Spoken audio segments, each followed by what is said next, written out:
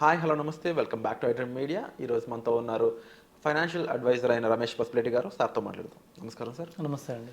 Sir, ముఖ్యంగా ఒక question ఏంటి అంటే, ఎవరైనా సరే ట్రెడిషనల్ అసెట్స్లో ఇన్వెస్ట్ చేయడానికి ఎక్కువ ఇష్టపడుతూ ఉంటారు. చిన్నప్పటి నుంచి ఎమోషనల్గా కనెక్ట్ అయిన అసెట్స్ కాబట్టి గోల్డ్, హోమ్, ఇలాంటివి రియల్ ఎస్టేట్ అంటే ల్యాండ్లో పెట్టడం కానీ.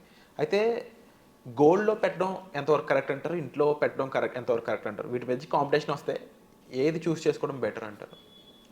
డెఫినెట్గా కంపల్సరీగా రెండు ఉండాలి. సో అందరికీ ఇప్పుడు సపోజ్ హౌస్ వైఫ్స్ చూద్దాం.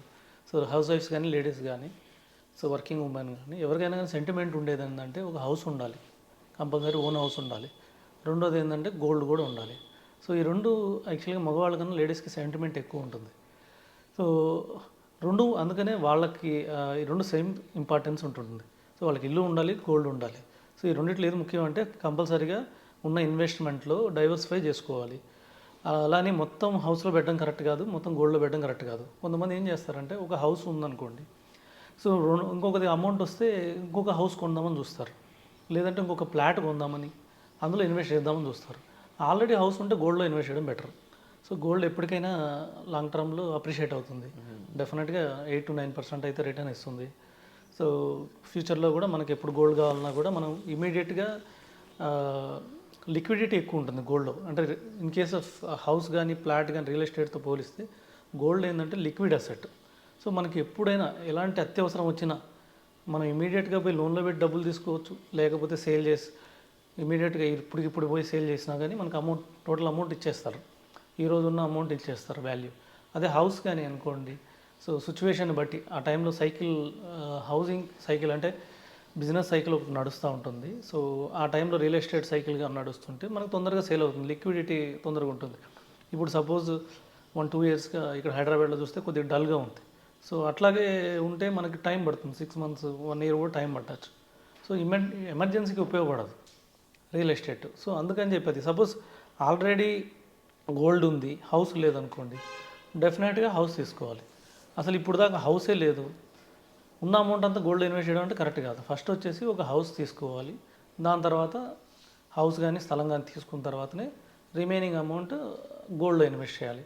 తర్వాత మిగిలిన అమౌంట్ ఇంకా ఫైనాన్షియల్ అసెట్స్ ఉన్నాయి, లైక్ మ్యూచువల్ ఫండ్ కానివ్వండి, లేకపోతే షేర్స్ కానీ, వీటిలో కొద్దిగా డైవర్స్ చేసుకుంటే ఇంకా మంచిది. అండ్ గోల్డ్ అనేది 2024లో ఇచ్చిన పర్ఫార్మెన్స్ ఏదైతే ఉందో అది 2025లో అలా ఉండే ఛాన్స్ ఉందా అంటారా?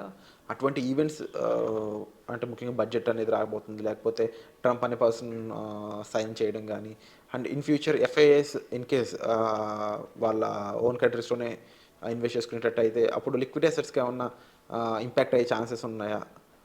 అండ్ అప్కమింగ్ ఇంకా రష్యా ఉక్రెయిన్ వార్ ఇంకా క్లోజ్ అవ్వలేదు.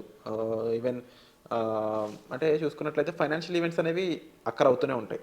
సో ఆ రకంగా చూసుకున్నప్పుడు లిక్విడ్ అసెట్స్ అయిన ఈ గోల్డ్ అనేది ఇంకా రేట్ పరంగా ఏమైనా పెరిగే ఛాన్స్ ఉందా, తగ్గే ఛాన్స్ ఉందా? వాట్ గోనా హ్యాపెన్ అంటారు?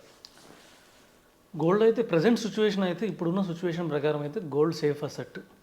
ఎందుకంటే ఇప్పుడు ఇంకా జియో పొలిటికల్ అంటే ట్రంప్ రేపు ఏం చేస్తాడో తెలియదు. తర్వాత వార్ ఇప్పుడు క్లోజ్ అవ్వట్లేదు, మళ్ళీ ఇంకే కొత్త వార్ ఇప్పుడు చైనా ఉంది, తైవాన్ మీద వార్ అంటుంది. సో మనకి బంగ్లాదేశ్ కొద్దిగా ప్రాబ్లం అయ్యేటట్లుంది.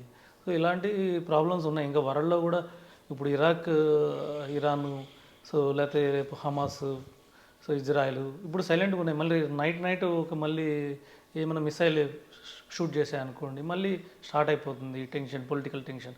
సో ఇప్పుడున్న సిచ్యువేషన్ అయితే కొద్దిగా గోల్డ్ సేఫ్ అసెట్గా మనం తీసుకోవాలి. ఇంకొక దేని మీద ఆధారపడి ఉందంటే మన బడ్జెట్ మీద కూడా ఆధారపడింది. రాబోయే బడ్జెట్ రేపు February 1వ తారీఖు న్యూ బడ్జెట్ వచ్చినప్పుడు, లాస్ట్ టైం బడ్జెట్లో ఏం చేశారంటే 15% ఇంపోర్ట్ డ్యూటీ ఉండింది గోల్డ్. సో మన ఇండియాలోకి ఇంపోర్ట్ కావాలంటే గోల్డ్ మనం 15% దానికి ఇంపోర్ట్ డ్యూటీ పే చేయాల్సి వచ్చేది. అది ఇప్పుడు 6% తగ్గించారు లాస్ట్ ఇయర్ బడ్జెట్లో. దానివల్ల కూడా గోల్డ్ చాలా మనకి రేట్ కూడా పెరిగింది. అంటే ఎక్కువ మనకి ఇంపోర్ట్ అయింది, ఎక్కువ సర్క్యులేషన్ అయింది. సో డెఫినెట్గా గవర్నమెంట్ కూడా ఎంకరేజ్ చేసింది. డెఫినెట్గా సో ప్రైస్ తగ్గింది కాబట్టి డిమాండ్ పెరిగింది, తర్వాత మళ్ళీ డిమాండ్ పెరిగిందంటే మళ్ళీ ప్రైస్ పెరిగింది. ఒక సైకిల్ ప్రకారం గోల్డ్ డెఫినెట్గా బాగా మంచి రిటర్న్ ఇచ్చింది. ఇప్పుడు వచ్చే బడ్జెట్లో రేపు నిర్మలా సీతారామన్ మళ్ళీ 6 నుంచి 15% చేసింది అనుకోండి, అప్పుడు కొంచెం మళ్ళీ ఇంపాక్ట్ అయ్యే అవకాశం ఉంది. సో లాస్ట్ ఇయర్ చేయడానికి కొన్ని కారణాలు ఉన్నాయి. సావరిన్ గోల్డ్ బాండ్ ఉంది, అది మెచ్యూరిటీకి వచ్చింది లాస్ట్ ఇయర్, గవర్నమెంట్ పే చేయాలి. ఈ సావరిన్ గోల్డ్ బాండ్కి గవర్నమెంట్ తీసుకున్న స్టెప్ వల్ల వాళ్ళకి 1 lakh crores మిగిలిపోయినాయి. ఇంపోర్ట్ డ్యూటీ తగ్గియడం వలన సో వాళ్ళందరికీ గోల్డ్ ఇవ్వడానికి గవర్నమెంట్ ఎక్కువ ఇంపోర్ట్ చేసుకుని వాళ్ళకి గోల్డ్ ఇచ్చేసింది. తర్వాత ఏమైందంటే వాళ్ళు గవర్నమెంట్కి కూడా 1 lakh crores వరకు సేవ్ అయిపోయినాయి. దానికోసమనే లాస్ట్ ఇయర్ ఈ స్టెప్ తీసుకుంది. ప్లస్ ఏం చేసిందంటే ఇండియా కూడా కొద్దిగా గోల్డ్ రిజర్వ్స్ పెంచుకుంది లాస్ట్ ఇయర్. ఆల్మోస్ట్ వరల్డ్లో మనం 3rd లార్జెస్ట్కి వచ్చేసాము గోల్డ్ రిజర్వ్స్లో. సో ఇప్పుడు మన దగ్గర కూడా 850 tons గోల్డ్ ఉంది. సో లాస్ట్ ఇయర్ మనం కూడా 3rd లార్జెస్ట్ ఇంపోర్టర్ వరల్డ్ వైడ్లో. సో అలాగా సరే ఇప్పుడు ఆల్రెడీ చేసుకున్నాం, రిజర్వ్స్ వచ్చేసినాయి. ఇంకా చాలా అనుకుంటే గవర్నమెంట్ మళ్ళీ 6 నుంచి 15% రిజర్వ్ చేస్తే కొద్ది గోల్డ్ రిటర్న్ తక్కువ ఇచ్చే అవకాశం ఉంది. ఇట్లాగే వార్ సాగిపోయినా కూడా కొద్ది గోల్డ్ రిటర్న్ తక్కువ ఇచ్చే అవకాశం ఉంది. అట్లాగే రేపు ట్రంప్ మళ్ళీ ఏమైనా డెసిషన్ తీసుకున్నాడు అనుకోండి, అంటే క్రిప్టో కరెన్సీని ఎంకరేజ్ చేశాడు అనుకోండి, అప్పుడు కొద్దిగా మళ్ళీ గోల్డ్ రేట్ తగ్గే అవకాశం ఉంది. కానీ ప్రజెంట్ సిచ్యువేషన్ అయితే గోల్డ్ డెఫినెట్గా ఒక ఇన్వెస్ట్మెంట్. కొంచెం భాగం డెఫినెట్గా 100% కొంచెం భాగం మన దగ్గర ఉన్న 100 రూపాయల్లో ఒక 20 రూపాయలు మాత్రం ప్రజెంట్ ఉన్న సిచ్యువేషన్ గోల్డ్లో ఇన్వెస్ట్ చేయొచ్చు. సార్ మరి అలాగే ముఖ్యంగా ఇంకొక అంటే కొంచెం స్టేట్మెంట్ చాలా విచిత్రంగా అనిపించవచ్చు బహుశా ఏమో, అంటే మార్కెట్ ఏదైతే 1 lakh రీచ్ అవ్వకుండానే గోల్డ్ మాత్రం 10 గ్రాములు 1 lakh రీచ్ అయ్యే స్కోప్ కూడా కనిపిస్తుంది అని కొంతమంది మాత్రం స్టేట్మెంట్స్ పాస్ చేస్తూ ఉన్నారు. కొన్ని న్యూస్ పేపర్స్లో కూడా ఈ న్యూస్ వస్తూ ఉంది. దీనిపై మీ స్పందన ఏంటి? డెఫినెట్గా రీచ్ కావడానికి అవకాశం ఎక్కువ ఉంది. ఇప్పుడున్న ప్రజెంట్ సిచ్యువేషన్ అయితే డెఫినెట్గా గోల్డ్కే పాజిటివ్ ఉంది. అంటే మార్కెట్ కన్నా ఈ ఇయర్ చూస్తే గోల్డే ఎక్కువ పాజిటివ్ కనిపిస్తుంది. ఎందుకంటే మార్కెట్కి ఆల్రెడీ ఇప్పుడు మనం ట్రంప్ తీసుకున్న కొన్ని నిర్ణయాలు మార్కెట్ కొద్దిగా మైనస్గా ఉన్నాయి. ఆల్రెడీ రాగానే ఇమీడియట్గానే కెనడా, మెక్సికో మీద 25% ట్యాక్సెస్ వేసాడు. తర్వాత నెక్స్ట్ ఏంటంటే మన ఇండియా మీద, చైనా మీద కూడా 100% ట్యాక్స్ వేస్తానన్నాడు. ఓకే. సో మన మీద అయిపోయినా చైనా మీద 100% వేసినా మన మీద కూడా ఇంపాక్ట్ అయ్యే అవకాశం ఉంది. సపోజ్ మన మీద 100% కాకపోయినా 20%, 10% అయితే మనం ఇండియా మీద వేయచ్చని ట్యాక్స్ వేయచ్చు అన్నారు. అదే జరిగితే మనం ఎవరైతే ఎక్స్పోర్ట్ చేస్తున్న కంపెనీలు ఉన్నాయో వాటికి ప్రాబ్లం అవ్వచ్చు. ఇంకోటి ఏంటంటే డాలర్ స్ట్రాంగ్ అవుతుంది. డాలర్ స్ట్రాంగ్ అయ్యే కొద్దీ ఏంటంటే మన రూపీ వీక్ అయ్యే కొద్దీ మనకి రిటర్న్స్ రావు. ఎందుకంటే ఏదైతే ఎక్స్పోర్ట్ కంపెనీస్ చేస్తున్నాయో వాళ్ళందరూ వాళ్ళ గూడ్స్ అన్ని ఎక్స్పోర్ట్ చేయడానికి కానీ వీటన్నిటికీ డాలర్స్ రూపంలో చేయాల్సి వస్తుంది. అది ప్రాబ్లం అయింది. అలాగే ఇంపోర్ట్స్ కూడా ప్రాబ్లం అవుతుంది. ఇంపోర్ట్స్ ఏమవుతుందంటే మనం ఏది ఇండియాకి వచ్చినా కానీ సపోజ్ పెట్రోల్ వస్తుంది లేదా గోల్డ్ వస్తుంది, మనం ఏం చేయాలి, డాలర్స్లో పే చేయాలి. అక్కడ ఎక్స్చేంజ్ రేట్ ప్రాబ్లం అవుతుంది. ఎఫ్ఐఎస్ కూడా ఏం థింక్ చేస్తాయంటే ఈ ఎక్స్చేంజ్ రేట్లోనే వాళ్ళకి 2-3% లాస్ అవుతుంది.